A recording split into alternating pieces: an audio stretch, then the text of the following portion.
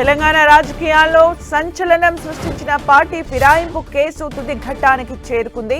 BRS నుంచి కాంగ్రెస్ లో చేరినట్టు ఆరోపణలు ఎదుర్కొంటున్న ఎమ్మెల్యేలు దానం నాగేందర్, కడియం శ్రీహరి అనర్హత పిటిషన్లపై ఇవాళ తీర్పు వెలువడనుంది. ఇప్పటికే విచారణ పూర్తి చేసిన స్పీకర్ తుది తీర్పును నేడు వెల్లడించనున్నారు. ఖైరతాబాద్ ఎమ్మెల్యే దానం నాగేందర్ పై దాఖలైన అనర్హత వేటు పిటిషన్పై గత శనివారం తుది విచారణ జరిగింది. ఆయన తరపు న్యాయవాదులు హాజరై వాదనల్ని వినిపించారు. గత అసెంబ్లీ ఎన్నికల్లో బీఆర్ఎస్ గుర్తుపై గెలిచి కాంగ్రెస్ లో చేరిన దానంపై చర్యలు తీసుకోవాలని దాఖలైన పిటిషన్పై వాదనలు విన్న స్పీకర్ తన నిర్ణయాన్ని వెల్లడించకుండా తీర్పును రిజర్వ్ లో ఉంచారు.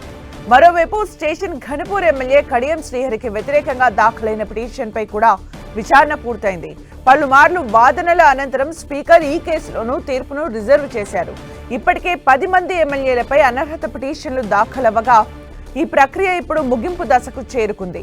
ఎమ్మెల్యేల ఫిరాయింపుల వ్యవహారంలో ఇప్పటికే 8 మంది ఎమ్మెల్యేలు పార్టీ ఫిరాయించలేదని పేర్కొంటూ స్పీకర్ వారికి క్లీన్ చిట్ ఇచ్చారు.